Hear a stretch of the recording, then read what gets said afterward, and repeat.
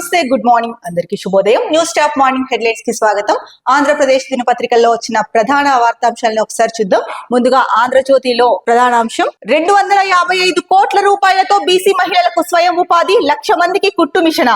అంతర్జాతీయ మహిళా దినోత్సవం రోజు ప్రారంభం, శిక్షణ అనంతరం ఉచితంగా కుట్టు మిషన్ల పంపిణీ. సో ఆంధ్రప్రదేశ్ రాష్ట్ర ప్రభుత్వం అయితే కనుక ఒక డెసిషన్ తీసుకుంది. 255 కోట్ల రూపాయలతో మహిళలకు, బీసీ మహిళలకు ముఖ్యంగా స్వయం ఉపాధి కల్పిస్తోంది. 1,00,000 మందికి కుట్టు మిషన్ ఇస్తారంట. ఉచితంగా వీళ్ళకి ట్రైనింగ్ ఇస్తారు, ఎలా కుట్టు మిషన్ పైన శిక్షణ ఇస్తారు. ఆ తర్వాత కుట్టు మిషన్ల పంపిణీ ఉంటుంది అని చెప్పేసి అయితే కనుక చెప్తున్నారు. ఇది ఎప్పటి నుంచి ప్రారంభమవుతుంది?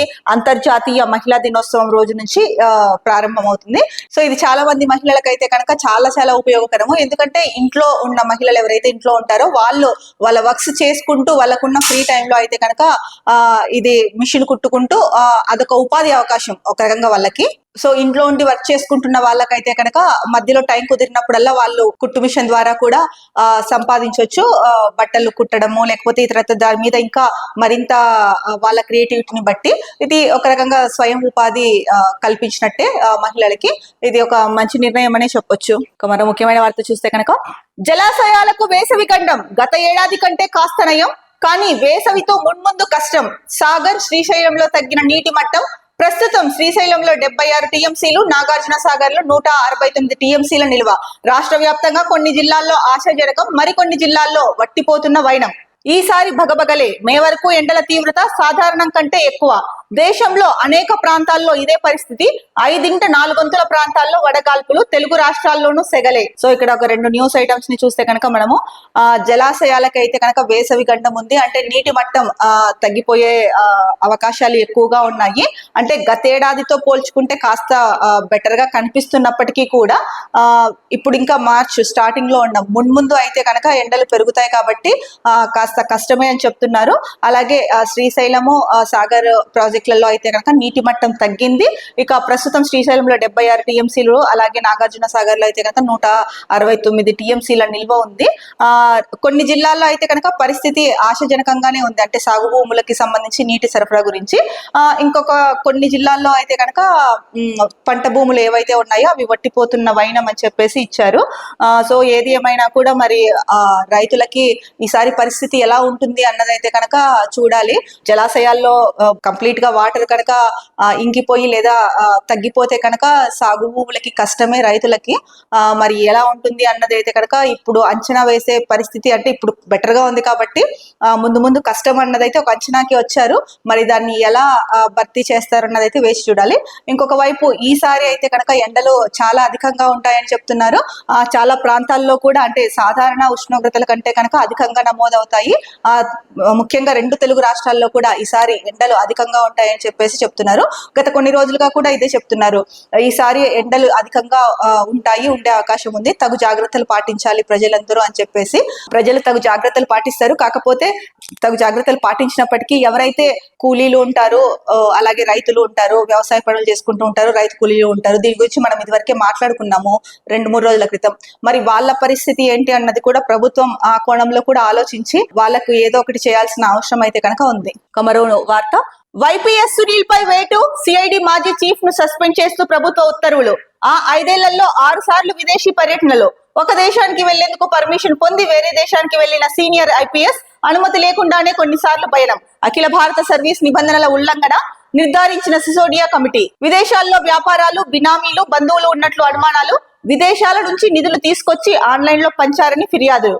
దీంతో త్వరలో ఈడీ కూడా రంగంలోకి. ఐపీఎస్ సునీల్ కుమార్ ఎవరైతే ఉన్నారో ఆయన పైన అయితే కనుక వేటు పడింది అని చెప్పేసి ముఖ్యంగా ఇచ్చారు. సిఐడి మాజీ చీఫ్ సునీల్ కుమార్, ఈయన్ని అయితే కనుక సస్పెండ్ చేయడం జరిగింది. ఈయన పైన ముఖ్యంగా గత ప్రభుత్వ హయాంలో అయితే కనుక ఈయన 6 సార్లు విదేశీ పర్యటనలకు వెళ్లారు. కొన్నిసార్లు అనుమతి తీసుకోకుండానే పర్యటనలకు వెళ్ళడం జరిగింది. ముఖ్యంగా ఒక దేశానికి వెళ్తున్న వెళ్తున్నా అని చెప్పేసి ఇంకొక దేశానికి వెళ్ళడం, ఇలాంటివన్నీ చేశారు అని చెప్పేసి ఈయన పైన అయితే కనుక ఆరోపణలు. సో అఖిల భారత సర్వీస్ నిబంధనలు ఏవైతే ఉంటాయో ఆ ఉల్లంఘనలకి ఇది విరుద్ధము, వాటిని ఉల్లంఘించారు అని చెప్పేసి ముఖ్యంగా చెప్తున్నారు. మరి ఈయన ఏదైతే కనుక విదేశాలకు వెళ్ళి విదేశాల్లో అయితే కనుక వ్యాపారులు, బంధువులు, అలాగే బినామీలు కూడా ఉన్నట్లు అనుమానాలు అయితే వ్యక్తమవుతున్నాయి.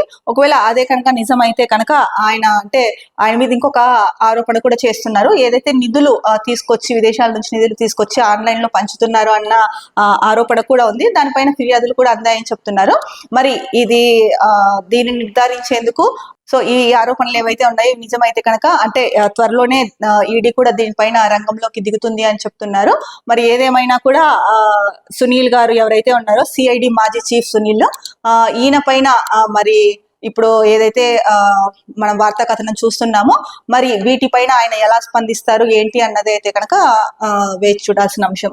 మరో ముఖ్యమైన వార్త, ఉమ్మడిగా ఎదుర్కొందాం, తరానికి ఒకసారి వచ్చే సమస్య ఇది. శాంతి చర్చల్లో ఉక్రెయిన్ ను బలంగా ఉంచాలంటే మన సాయం అవసరం. అమెరికా పాత్రను విస్మరించలేం. యూకే ప్రధాని కీర్ స్టార్మర్ EU దేశాల భేటీ తర్వాత వ్యాఖ్యలు, అమెరికాతో సంబంధం లేకుండా యూరప్ దేశాలు బలోపేతం కావాలి. European commission chief Ursula. ఇంకొక దీనికి సంబంధించిన ఒక న్యూస్, ఉక్రెయిన్ కు యూకే రుణం 24,855 కోట్ల రూపాయలు, ఆయుధాల తయారీకి ఊతం. జెలెన్స్కీకి కీర్ స్టార్మర్ సాదర స్వాగతం, అన్ని విధాలా అండగా ఉంటామనేసి హామీ. సో ముఖ్యంగా చూసుకుంటే ట్రంప్ జెలెన్స్కీ ఇద్దరి మీటింగ్ తర్వాత మీటింగ్ లో మాటల యుద్ధం కొనసాగడము, జెలెన్స్కీ ఆ మీటింగ్ నుంచి వచ్చేయడం, కొన్ని వార్తా కథనాల్లో ఇచ్చారు.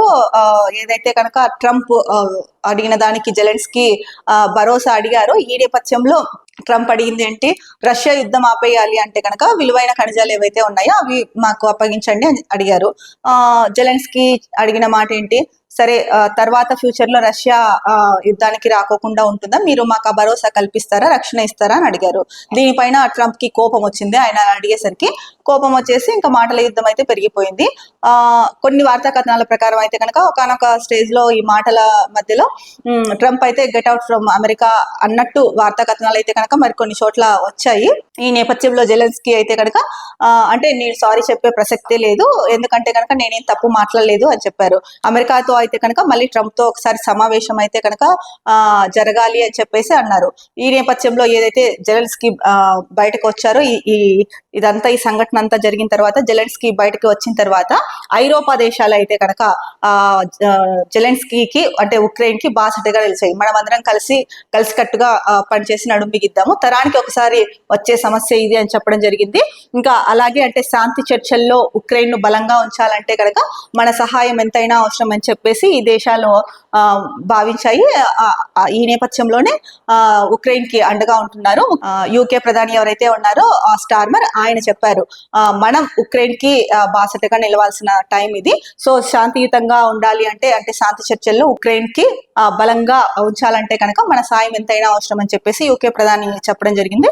ఇంకా అలాగే ఉక్రెయిన్ కు యూకే కొంత రుణం కూడా ఇస్తోంది. దాదాపు 24,855 కోట్ల రూపాయలని ఇచ్చింది. సో ఆయుధాల తయారీకి అయితే కనుక ఈ అమౌంట్ ఉపయోగపడుతుంది. ఆయుధాల తయారీకి అయితే కనుక ఇది ఊతం కల్పించినట్టు అవుతుంది అని చెప్పేసి ఇచ్చారు. ఇక జెలెన్స్కీకి స్టార్మర్ ఎవరైతే యూకే ప్రధాని ఉన్నారో ఆయన సాదర స్వాగతం పలికారు అని చెప్పి అన్ని విధాలుగా ఆదుకుంటాము అని చెప్పేసి ఒక మాట అయితే ఇచ్చారు, మరి హామీ ఇచ్చారు. మరి చూడాలి దీనిపైన అగ్రరాజ్యం అమెరికా ఎలా స్పందిస్తుందో, ట్రంప్ ఎలా స్పందిస్తాడు.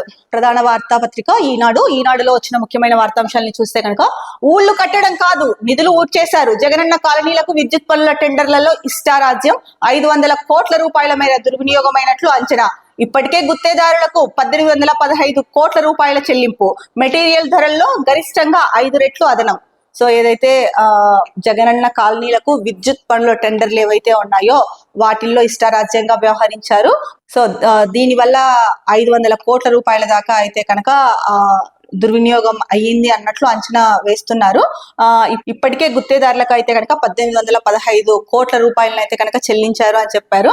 మరి ప్రభుత్వం దీనిపైన ఎలా ముందుకెళ్తుంది ఏంటి అన్నదైతే కనుక చూడాలి. అలాగే ముఖ్యంగా ఒకటి వీళ్ళు చెప్తున్న ప్రధాన అంశం ఏంటంటే కనుక మెటీరియల్ ధరల్లో గరిష్టంగా 5 రెట్లు అదనంగా ఉంది అని. మెటీరియల్ కాస్ట్ ఏదైతే ఉంటుందో దానికంటే కూడా 5 రెట్లు అదనంగా తీసుకున్నారు అన్నట్టు అయితే కనుక ఇక్కడ ఇచ్చారు వార్త. ఇక మరో ముఖ్యమైన వార్త చూసుకుంటే ఆరోగ్యానికి సంబంధించి పాపాల బైరవులతో పారా హుషార్. చిక్కదనం కోసం పాలల్లో మాల్టోడెక్స్ట్రిన్ వాడకం దేశవ్యాప్తంగా కుటీర పరిశ్రమ తరహాలో విస్తరణ. ఈ పాలు తాగితే తీవ్ర అనారోగ్య సమస్యలు. సో ఇక్కడ ఏదైతే కనుక పాలల్లో కలపడానికి పౌడర్ మాల్టోడెక్స్ట్రిన్ వాడుతున్నారో ఇమేజ్ ఇచ్చారండి. అనంతపురం జిల్లాలో ఇటీవల ఓ పాల వ్యాపారి ఇంట పట్టుబడిన పౌడర్ అని చెప్పేసి ఇప్పటికే తెలియని కొత్త కొత్త వైరస్లు పుట్టుకొచ్చి ఆహారం కలుషితం అయిపోయి రసాయనాలు ఎక్కువ వాడిన పంటలు అవ్వచ్చు, లేకపోతే మామూలుగా కూడా వాతావరణంలో మార్పులు అవ్వచ్చు. వీటన్నిటి వల్ల ఆహారం ఒకప్పుడు ఉన్నట్టు ఇప్పుడు లేదు. మనం తీసుకుంటున్న ఆహారం అయితే చాలా వరకు కలుషితమైంది. ఈ నేపథ్యంలోనే మరి ఇప్పుడు పాలు తాగాలన్నా పెరుగు తినాలన్నా కూడా ఆలోచించాల్సిన పరిస్థితి ఎప్పటి నుంచో ఉంది. పాలల్లో పౌడర్లు కలుపుతున్నారు, అది ఆరోగ్యానికి అంత మంచిది కాదు అని ప్రభుత్వం ఎప్పటికప్పుడు చర్యలు తీసుకుంటున్నప్పటికీ కొద్ది రోజులు అది కామైపోతుంది. గుట్టు చప్పుడు కాకోకుండా కొన్ని ప్రదేశాలను ఎంచుకొని అటువంటి చోట్ల పాల వ్యాపారులు అయితే కనుక ఇలాంటి దందా కొనసాగిస్తున్నారు. సో పాలు చిక్కగా ఉండాలని చెప్పేసి దానివల్ల అధిక ఆదాయం పొందొచ్చు అని చెప్పేసి ఎవరైతే వ్యాపారులు కొంతమంది ఇలాంటి వాటికి పాల్పడుతున్నారో, ఇలాంటి పౌడర్స్ కలిపి ముఖ్యంగా మాల్టోడెక్స్ట్రిన్ పౌడర్ ఇలాంటివి వాడుతున్నారు. దీనివల్ల ఆరోగ్యానికి చాలా అంటే ఆరోగ్యం దెబ్బతినే పరిస్థితి ఉంది, అనారోగ్య సమస్యలు వస్తాయని చెప్తున్నారు. మరి దీనిపైన అంటే ఎన్ని చర్యలు తీసుకుంటున్నప్పటికీ గుట్టు చప్పుడు కాకుండా చేసే పని అయితే చేసేస్తా ఉన్నారు. ఈ నేపథ్యంలో ప్రభుత్వము మరింత కఠినంగా, ముఖ్యంగా విజిలెన్స్ డిపార్ట్మెంట్ అవ్వచ్చు, పోలీస్ డిపార్ట్మెంట్ అవ్వచ్చు, మరింత కట్టుదిట్టమైన చర్యలు తీసుకొని ఇలాంటి వాళ్ళు ఎక్కడ ఉన్నారో అలాంటి వాళ్ళని అదుపులోకి తీసుకోవాల్సిన అవసరం ఉంది. ముఖ్యంగా ప్రతి ఒక్క పౌరుడి బాధ్యత ఇది. సో ఇట్లా ఏదైనా జరుగుతోంది, అనుమానితంగా ఉంది, వాళ్ళు చేస్తున్న పని చాలా అనుమానంగా ఉంది అని అనిపించినప్పుడు పక్కింటి వాళ్ళు, ఎదురింటి వాళ్ళు ఎవరో ఒకరు దాన్ని గుర్తించి పోలీసులకైతే కనుక సమాచారం ఇస్తే వాళ్ళు వెంటనే రంగంలోకి దిగి వీళ్ళపైన చర్యలు తీసుకునే అవకాశం ఉంది. అలాగైనా సరే కొంతవరకు ఇలాంటివి తగ్గుతాయి. సో ఇది ఒక ప్రభుత్వము, పోలీసులదే కాదు, ప్రతి ఒక్కరి బాధ్యత ఇలాంటి వాటిని నివారించాలి అంటే కనుక. ఇక మరో ముఖ్యమైన వార్త, పసిబిడ్డకు ఆధార్ అవసరమే, ఏ సేవలకైనా విశిష్ట గుర్తింపు సంఖ్య తప్పనిసరి, నమోదుకు అందుబాటులో ప్రత్యేక శిబిరాలు. ఓకే, పుట్టిన ఆ పిల్లలకు కూడా అంటే పసిబిడ్డకి కూడా ఆధార్ అనేది చాలా ఇంపార్టెంట్, ఆధార్ అవసరమే అని చెప్పేసి ఇచ్చారు. ముఖ్యంగా ఏ సేవలకు వినియోగించుకోవాలన్నా కూడా విశిష్ట సేవా నెంబర్, విశిష్ట గుర్తింపు సంఖ్య ఏదైతే ఉందో ఆధార్ కార్డులో మనకి ఇస్తారు కదా నెంబరు, అది చాలా అవసరము అని చెప్పేసి ప్రధానంగా వార్త ఇచ్చారు. మనం ఏ సేవలు వినియోగించుకోవాలన్నా కూడా ఈ నెంబర్ ఏదైతే ఉంటుందో ఆధార్ నెంబరు, ఆ విశిష్ట గుర్తింపు నెంబర్ అయితే కనుక తప్పనిసరి మ్యాండేటరీ అని చెప్తున్నారు. ఇక మరో ప్రధాన వార్తాపత్రిక దిశ చూసుకుంటే కనుక, వరుణ్ మాయా చాంపియన్స్ ట్రోఫీలో ఎదురేని భారత్ హ్యాట్రిక్ విక్టరీ నమోదు. ఆఖరి గ్రూప్ మ్యాచ్ లో న్యూజిలాండ్ చిత్తు 5 వికెట్లతో చెలరేగిన చక్రవర్తి, ముందుగా శ్రేయస్ కీలక ఇన్నింగ్స్ తో పోరాడే స్కోర్. సో నిన్న జరిగిన చాంపియన్స్ ట్రోఫీలో నిన్న న్యూజిలాండ్ తో జరిగిన మ్యాచ్ లో అయితే కనుక ఇండియా హ్యాట్రిక్ విక్టరీ కొట్టింది. ఇక సెమీస్ లో అయితే కనుక ఆస్ట్రేలియాతో తలబడబోతోంది. ఇప్పటి వరకు ఆడిన మ్యాచ్ల్లో అయితే కనుక భారత్ హ్యాట్రిక్ విజయాన్ని సాధించుకుంటూ వచ్చింది. తర్వాత ఆస్ట్రేలియాతో జరగబోయే సెమీస్ లో కూడా భారీ విజయంతో సెమీస్ లో విజయం సాధించాలనేసి ప్రతి ఒక్కరూ కోరుకుంటున్నారు. ఇక ముఖ్యంగా నిన్న న్యూజిలాండ్ తో జరిగిన మ్యాచ్ లో అయితే కనుక స్పిన్నర్ వరుణ్ చక్రవర్తి ఎవరైతే ఉన్నారో తను మాయ చేశాడు. తన స్పిన్నర్ తో, తన స్పిన్నింగ్ తో అయితే కనుక మంచి విజయాన్ని అందించాడు. అలాగే శ్రేయస్ అయితే కనుక స్టార్టింగ్ కీలక ఇన్నింగ్స్ అందించి ఎక్కువ స్కోర్ చేయడానికి అవకాశం అయితే ఇచ్చాడు అని చెప్పేసి ప్రధానంగా చెప్తున్నారు. ఇక మరో ముఖ్యమైన వార్త, నేడు ఎమ్మెల్సీ ఎన్నికల ఓట్ల లెక్కింపు. గుంటూరు, ఏలూరు, విశాఖలో ఏర్పాట్లు పూర్తి. ఉమ్మడి ఉభయ గోదావరి జిల్లాలో కృష్ణా, గుంటూరు జిల్లాల్లోని 2 గ్రాడ్యుయేట్ స్థానాలకు. ఉత్తరాంధ్ర టీచర్ ఎమ్మెల్సీ స్థానానికి జరిగిన పోలింగ్, తేలనున్న అభ్యర్థుల భవితవ్యం. సో ఈ రోజైతే ఎమ్మెల్సీ ఎన్నికల ఓట్ల లెక్కింపు ఉంటుంది. ముఖ్యంగా గుంటూరు, ఏలూరు, విశాఖ జిల్లాల్లో అయితే కనుక ఏర్పాట్లు పూర్తి చేశారు ఈ ఎన్నికల కౌంటింగ్ కోసం. ఇక ఉభయ గోదావరి జిల్లాలు అంటే ఉమ్మడి ఉభయ గోదావరి జిల్లాలు కృష్ణా, గుంటూరు జిల్లాల్లోని 2 గ్రాడ్యుయేట్ స్థానాలకు, అలాగే ఉత్తరాంధ్ర టీచర్ ఎమ్మెల్సీ స్థానానికి జరిగిన పోలింగ్ కి సంబంధించి ఇవాళ రిజల్ట్స్ వస్తున్నాయి. మరి దీన్ని బట్టి ఎక్కడ ఎవరు గెలుస్తారు ఏంటి అన్నది ఇవాళ అభ్యర్థులు ఎవరైతే నిలబడ్డారో వాళ్ళ భవితవ్యం తెలియనుంది ఈ రోజు. దుర్గగుడిలో ఫైళ్లు మాయం, కోర్టుకు వెళ్లిన ఉద్యోగుల సర్వీసు సంబంధిత కేసుల 8 ఫైళ్లు గల్లంతు. చర్యలు తీసుకునేందుకు అధికారులు సిద్ధం. సో దుర్గమ్మ వారి గుళ్ళో అయితే కనుక ఇంద్రకీలాద్రి దుర్గమ్మ వారి గుళ్ళో అయితే కనుక 8 ఫైళ్లు మాయమయ్యాయని చెప్పి ప్రధానంగా వార్త ఇచ్చారు. సో కోర్టుకు వెళ్ళిన ఉద్యోగుల సర్వీస్ కి సంబంధించిన కేసు ఏదైతే ఉందో దానికి సంబంధించిన 8 ఫైళ్లు అయితే కనుక కనిపించడం లేదు, గల్లంతయ్యాయని చెప్పేసి ఇచ్చారు. దీనిపైన చర్యలు తీసుకోవడానికి అధికారులు అయితే కనుక సిద్ధంగా ఉన్నారని చెప్తున్నారు. మరి ఆ ఫైళ్ల పరిస్థితి ఏంటి, ఎవరు ఆ ఫైళ్లను తీశారు, ఏం చేశారు అన్నదైతే కనుక అధికారులు తీసుకునే చర్యల్లో భాగంగా తెలిసే అవకాశం ఉంది. ఇక మరో వార్త, చికెన్ ధరలు పైకి ఊపందుకున్న చికెన్ విక్రయాలు, బర్డ్ ఫ్లూ తగ్గుముఖంతో పెరిగిన రేట్లు, మటన్ ధరలోనూ భారీ పెరుగుదల. సో బర్డ్ ఫ్లూ ఉందని చెప్పేసి కొద్ది రోజుల క్రితం చికెన్ రేట్లు అయితే భారీగా పడిపోయాయి. ఇప్పుడైతే కనుక బర్డ్ ఫ్లూ తగ్గుముఖం పట్టడంతో చికెన్ ధరలు పెరిగాయి. అలాగే బర్డ్ ఫ్లూ టైంలో మటన్ ధరలు పెరిగాయి, ఇప్పుడు మరింత పెరుగుతున్నాయి మటన్ ధరలు అని చెప్పేసి ఇచ్చారు. మరి ఇలా ఉంటే సామాన్యుడు ఏం తింటాడు, పౌష్టికాహారం తినాలి అని చెప్పేసి ఒకవైపు అందరూ చెప్తున్నారు. పౌష్టికాహారం తీసుకోవాలి అంటే కూరగాయల నుంచి తృణధాన్యాలు ఇవన్నీ చికెన్ మటన్ అన్ని వచ్చేసాయి వాటి కిందకి. మరి అలాంటప్పుడు పేదలు మధ్యతరగతి ప్రజలు, మధ్యతరగతి వాళ్ళకు కూడా మటన్ అంత రేటు పెట్టి కొనుక్కొని తినడము నిజంగా కష్టమే. మరి దీన్ని అంటే ఎలా మరి పౌష్టికాహారంతో ఉంటారు ప్రజలు ఇంత రేట్లు ఉంటే? ఒకవైపు ఏమో ఆదాయం అంతంత మాత్రమే ఉంటుంది, రేట్లు చూస్తే గనక తారాస్థాయికి వెళ్తున్నాయి. మరి ఈ నేపథ్యంలో పౌష్టికాహారం అంటే ప్రతి ఒక్కరికి ఉంటుంది హెల్దీగా ఉండాలని, ఎందుకంటే ఆరోగ్యంగా ఉంటే ఏదైనా సాధించవచ్చు అనేది ప్రజల్లో మనందరిలో ఉన్న ఒక భావన.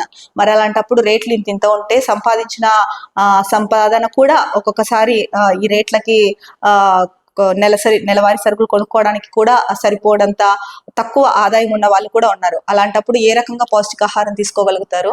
సో రాష్ట్ర ప్రభుత్వం, కేంద్ర ప్రభుత్వాలు దీనిపైన ఆలోచించి ఏదైతే రేషన్ మీరు పంపిణీ చేస్తున్నారో వాటిల్లో కొన్ని పౌష్టికాహారానికి సంబంధించి ఇలాంటివి కూడా యాడ్ చేస్తే కనుక బాగుంటుందని చెప్పేసి ప్రజలు కోరుకుంటున్నారు. మరో ముఖ్యమైన వార్త, ఋషికొండ బీచ్ కు బ్లూ ఫ్లాగ్ గుర్తింపు రద్దు, విపరీతమైన రద్దీ వల్లే బ్లూ ఫ్లాగ్ సస్పెండ్, వైసీపీతో అంటకాగిన అధికారుల వల్లనేనని అనుమానాలు, దిద్దుబాటు చర్యల్లో కూటమి ప్రభుత్వం, త్వరలో సర్టిఫికేట్ సాధిస్తామని కలెక్టర్ వెల్లడి. ఋషికొండ బీచ్ కి అయితే కనుక బ్లూ ఫ్లాగ్ గుర్తింపు సర్టిఫికేషన్ ఉండేది, ఇప్పుడు దాన్ని రద్దు చేశారు అని చెప్పేసి ముఖ్యంగా వార్త ఇచ్చారు. దీనికి కారణం కూడా అంటే కొంతమంది వైసీపీతో అంటకాగిన అధికారుల వల్లే అనేసి అనుమానాలు అయితే కనుక ఉన్నాయి. సో ఏది ఏమైనా సరే మళ్ళీ రిషికొండకి అయితే కనుక బ్లూ ఫ్లాగ్ ని తీసుకొస్తాము, సాధిస్తాము అని చెప్పేసి కలెక్టర్ గారు అయితే కనుక వెల్లడించారు. మరో ముఖ్యమైన వార్త, script to sketch by Sajjala, Borugadda case నుంచి పోసాని కేసు వరకు బూతులు మాట్లాడడం, దాడులు చేయడం సజ్జల డైరెక్షన్ లోనే. ముంబై నటి జత్వానికి వేధింపుల్లోనూ ఆయన ప్రమేయం. ఇప్పటికే టీడీపీ కార్యాలయంపై దాడి కేసులో విచారణ, ఈ దఫా అరెస్టు తప్పదంటున్న రాజకీయ వర్గాలు. సో సజ్జల రామకృష్ణారెడ్డి పైన అయితే కనుక చాలా ఆరోపణలు, అభియోగాలు ఉన్నాయని తెలుస్తోంది ఈ వార్త ద్వారా. బోరుగడ్డ కేసు నుంచి మొన్న పోసాని కృష్ణమురళి వరకు కూడా సజ్జలానే మొత్తం డైరెక్షన్ అంటే స్క్రిప్ట్ గానీ స్కెచ్ కానీ డైరెక్షన్ కానీ అన్ని ఆయనే చేస్తున్నారు. ఆయన చెప్పినట్టు వీళ్ళు ఎవరైతే కనుక మాట్లాడుతున్నారో మీడియా ముందు కానీ, ప్రెస్ మీట్లలో కానీ, లేదంటే ఎన్నికల ప్రచారం అప్పుడు కానీ, బహిరంగ సభల్లో కానీ, సో సజ్జల చెప్పిందే స్క్రిప్ట్ ఏదైతే చెప్పి స్కెచ్ చేస్తున్నారో దాన్ని వాళ్ళు చదువుతున్నారు అని చెప్పేసి. సో టీడీపీ కార్యాలయం పైన దాడి కేసులో కూడా ఇప్పటికే విచారణ జరిగింది. ముంబై నటి జత్వానికి వేధింపుల విషయంలో కూడా సజ్జల ప్రమేయం ఉందని చెప్తున్నారు. ముఖ్యంగా ఏంటంటే ముంబై నటి జత్వానికి సంబంధించి 3 IPS లు కీలక పాత్ర పోషించారు అని చెప్పేసి గతంలో వార్తలు అయితే కనుక వచ్చాయి. మరి దీనికి సంబంధించి సజ్జలాని అయితే ఈసారి అరెస్ట్ చేసే అవకాశం ఉంది అని చెప్పేసి ముఖ్యంగా రాజకీయ వర్గాల్లో చర్చ జరుగుతోంది. మరో వార్త, వెంటాడుతున్న తప్పులు, గత ప్రభుత్వంలో IPS లకు ఆరోపణల మరకలు, నేటి ప్రభుత్వంలో కేసులు, విచారణలు, సస్పెన్షన్లు. మొన్న సంజయ్ సస్పెన్షన్, నిన్న సునీల్ పై వేటు. నటి జత్వాని వేధించిన 3 IPS ల పైన కేసు. VR లోనే అనేక మంది IPS లు, ఇతర అధికారులు. సో గత ప్రభుత్వంలో అయితే కనుక కొంతమంది IAS లు ఏవైతే తప్పులు చేశారో వారిని ఆ తప్పులు వెంటాడుతున్నాయి అని చెప్పేసి ఒక వార్త అయితే కనుక ఇచ్చారు. ముఖ్యంగా గత ప్రభుత్వంలో ఏవైతే కనుక వీళ్ళు చేశారో కొంతమంది IPS ఆఫీసర్స్, వాళ్ళ పైన అయితే కనుక విచారణలో చేపడుతున్నారు. అలాగే కొంతమంది పైన సస్పెన్షన్ వేటు కూడా పడింది. ఇక ఈ నేపథ్యంలోనే అంటే నటి జత్వాని నివేదించిన కేసులో కూడా 3 IPS ల పైన కేసు నమోదైందని చెప్తున్నారు. ఈ నేపథ్యంలోనే చాలా మంది IPS లు అయితే కనుక అంటే ఇలాంటి ఆరోపణలు ఎదుర్కొంటున్న IPS లు అయితే కనుక VR లో అనేక మంది IPS లు, ఇతర అధికారులు ఉన్నారని చెప్తున్నారు. అంటే వాలంటరీ రిటైర్మెంట్ తీసుకునే ఉద్దేశంలో ఉన్నారు అన్నట్టు చెప్తున్నారు. మరి ఏదేమైనా కూడా పోలీసులో పైన అంటే ఐపీఎస్ లో పైన ఉన్న అభియోగాలు అవ్వచ్చు, ఆరోపణలు అవ్వచ్చు, దీనిపైన కేసులో కొంతమంది పైన కేసులు నమోదయ్యాయి, కొంతమంది పైన సస్పెన్షన్ వేటు పడింది. సో మరి ముఖ్యంగా చూసుకుంటే కనుక ఈ ఐపీఎస్ లో ఏవైతే కేసులు ఎదుర్కొంటున్నారో, ఆరోపణలు ఎదుర్కొంటున్నారో, ఇవన్నీ అంటే వీళ్ళపైన ఎవరిపైన అయితే కేసులు నమోదయ్యాయో ఆ కేసుల విచారణ పూర్తయిన తర్వాత కానీ తెలియదు ఎవరు ఎలాంటి వాళ్ళు అన్నది, అంటే నిజంగా ఇవన్నీ చేశారా లేదా అన్నది అప్పుడు తెలిసే అవకాశం ఉంది. మరో వార్త, బడ్జెట్ లో సాగునీటికి కేటాయింపులేవి, ఉత్తరాంధ్ర శ్రీకాకుళం జిల్లా ఇచ్చాపురం ప్రాంత అభివృద్ధికి నిధుల మంజూరు ఏది? రాష్ట్ర సర్కార్కు కేంద్ర ఇంధన శాఖ మాజీ కార్యదర్శి ఈఏఎస్ శర్మ లేఖ. సో ప్రతిష్టాత్మకంగా ఏపీ చరిత్రలో ఎప్పుడూ ప్రవేశపెట్టినంత బడ్జెట్ ప్రవేశపెట్టామని చెప్పేసి చెప్పారు. దాదాపు 3 లక్షల కోట్ల పైన బడ్జెట్ అయితే ప్రవేశపెట్టడం జరిగింది. దీంట్లో ముఖ్యంగా మాజీ అంటే కేంద్ర ఇంధన శాఖ మాజీ కార్యదర్శి అడుగుతున్నది ఏంటంటే కనుక ఉత్తరాంధ్ర శ్రీకాకుళం జిల్లా ఇచ్చాపురం ప్రాంత అభివృద్ధికి నిధులు మంజూరు చేయలేదు, ఎక్కడ ఉన్నాయి అంటే నిధుల మంజూరు ఏది అనేసి ప్రశ్నిస్తున్నారు. అలాగే బడ్జెట్ లో సాగునీటికి కేటాయింపులు ఏవి అని చెప్పేసి కూడా ప్రశ్నిస్తున్నారు. మరి దీనిపైన రాష్ట్ర ప్రభుత్వం అలాగే నీటిపారుదల మంత్రి ఎవరైతే ఉంటారో వీళ్ళు ఎలా స్పందిస్తారో మరి ఏంటి లేఖ రాశారు ఈయనైతే కనుక గవర్నమెంట్ కి. మరి ఈ లేఖకు ఏమి ప్రతిస్పందన వస్తుంది అన్నది చూడాలి. ఇక మరో ముఖ్యమైన వార్తాపత్రిక సాక్షిలో ప్రధాన వార్తా ఐటమ్ చూసుకుంటే కనుక, కక్ష సాధింపులో బరితెగింపు, పివి సునీల్ కుమార్ సస్పెన్షన్, దళిత ఐపీఎస్ అధికారిని వేధిస్తున్న టీడీపీ కూటమి సర్కారు అనుమతి లేకుండా విదేశీ పర్యటనలు చేశారని అభియోగం. ప్రభుత్వ అనుమతితోనే సొంత ఖర్చుతో విదేశీ పర్యటన, అయినా నోటీసు ఇవ్వకుండా ఏకపక్షంగా చర్యలు, ఇది సర్కార్ పెద్దల కుట్రేనంటున్న దళిత సంఘాలు. So IPS PV Sunil Kumar ఎవరైతే ఉన్నారో ఆయన పైన సస్పెన్షన్ వేటు వేశారు. దీనికి సంబంధించి సాక్షిలో ప్రధానంగా ఇచ్చిన వార్త ఏంటంటే, కక్ష సాధింపులో భాగంగానే బరి తెగించి సునీల్ కుమార్ పైన అయితే కనుక సస్పెన్షన్ వేటు వేశారు. సునీల్ కుమార్ దళిత ఐపీఎస్ అధికారి, అందుకే కూటమి ప్రభుత్వం అతన్ని వేధిస్తోంది. అంటే ఇది సర్కారు పెద్దల కుట్రే అని చెప్పేసి దళిత సంఘాలు కూడా చెప్తున్నాయి అన్నట్టు వార్త అయితే కనుక ఇచ్చారు. మరి ఆయన అనుమతి లేకుండా విదేశీ పర్యటనకు వెళ్లారు అని చెప్పేసి అంటున్నారు. ఇది వరకు చూసుకున్న న్యూస్ పేపర్స్ లో కూడా అలాగే ఇచ్చారు. కానీ ఇక్కడ ఏం చెప్తున్నారు, వీళ్ళు అనుమతి లేకుండా విదేశీ పర్యటనలు చేశారని అభియోగం మోపారు. కానీ ఆయన ప్రభుత్వ అనుమతితోనే, సొంత డబ్బులతోనే, ఆయన సేవింగ్స్ ఏవైతే ఉన్నాయో ఆ సొంత డబ్బులతోనే ఆయన విదేశీ పర్యటనకు వెళ్లారు.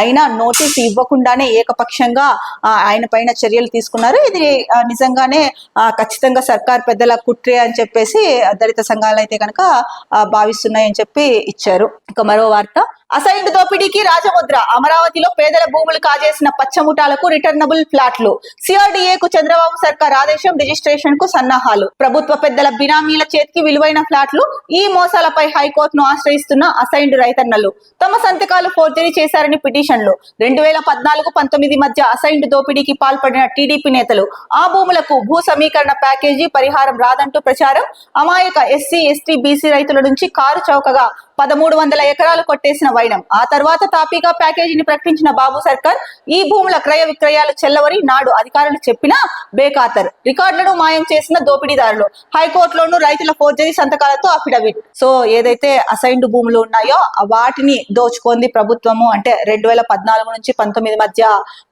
ఏదైతే ప్రభుత్వం ఉందో టీడీపీ ప్రభుత్వము, ఆ టైంలో వాళ్ళు అసైన్డ్ దోపిడీకి అయితే పాల్పడ్డారని చెప్పేసి ముఖ్యంగా వార్త ఇచ్చారు సాక్షిలో. ఇంకొకటి చూసుకుంటే కనుక, ప్రభుత్వ పెద్దల బినామీల చేతికి విలువైన ఫ్లాట్లు అయితే కనుక వెళ్ళాయి. ఈ మోసాల పైన హైకోర్టును ఆశ్రయిస్తున్న అసైన్డ్ రైతన్నలు అని చెప్పి ఇచ్చారు. ముఖ్యంగా రైతులు ఎవరిదైతే ఆ భూమి ఉందో వాళ్ళ సంతకాలు ఫోర్జరీ చేశారనేసి ప్రధానంగా చెప్తున్నారు ఇందులో. ఇక ఈ భూముల క్రయ విక్రయాల గురించి అయితే కనుక అప్పట్లో అంటే 2014-19 టైంలో అయితే కనుక చెల్లవని చెప్పారు. అప్పుడు చెల్లవని చెప్పిన అధికారులు చెల్లవని చెప్పినా కూడా బేఖాతరు చేసి ఇప్పుడు రికార్డులను మాయం చేశారు అని చెప్పేసి కూడా ప్రధానంగా చెప్తున్నారు. మరి ప్రభుత్వం అంటే అప్పుడు 2014-19లో ఉండేది టీడీపీ ప్రభుత్వం, ఇప్పుడు ఉండేది కూడా కూటమి ప్రభుత్వమే. మరి రైతన్నలకి మంచి చేయాల్సింది పోయి అసైన్డ్ భూములు అని చెప్పేసి వాటి దోపిడీకి కూడా ఇలా ప్రయత్నించడం ఎంతవరకు కరెక్ట్ అన్నది కూటమి ప్రభుత్వం ఒక పార్టీనే కాదు, టీడీపీ ఒకటే కాదు, బీజేపీ ఉంది, జనసేన ఉంది. మరి దీనిపైన ఆ పార్టీలు కూడా స్పందించాల్సిన అవసరం అయితే ఉందని చెప్పేసి రైతన్నలు అయితే కనుక అడుగుతున్నారు. మరి దీనిపైన ప్రభుత్వం ఎలా స్పందిస్తుంది? ఆ కూటమి ప్రభుత్వంలో ఉన్న 3 పార్టీలు, టీడీపీ, ముఖ్యంగా టీడీపీ మీద 2014-19లో అధికారంలో ఉండేది టీడీపీనే కాబట్టి వాళ్ళపైన ఏవైతే చెప్తున్నారో రైతన్నలు, దీనిపైన టీడీపీ స్పందించాల్సిన అవసరం ఉంది ఇప్పుడు. అలాగే జనసేన, బీజేపీ కూడా రైతన్నల మాటల్ని, అంటే రైతన్నలు ఏవైతే చెప్తున్నారో వీటిపైన స్పందించాల్సిన అవసరం అయితే కనుక ఎంతైనా ఉంది. ఇది ఆంధ్రప్రదేశ్ కు సంబంధించిన ప్రధాన వార్తా పత్రికల్లో వచ్చిన ముఖ్యాంశాలు.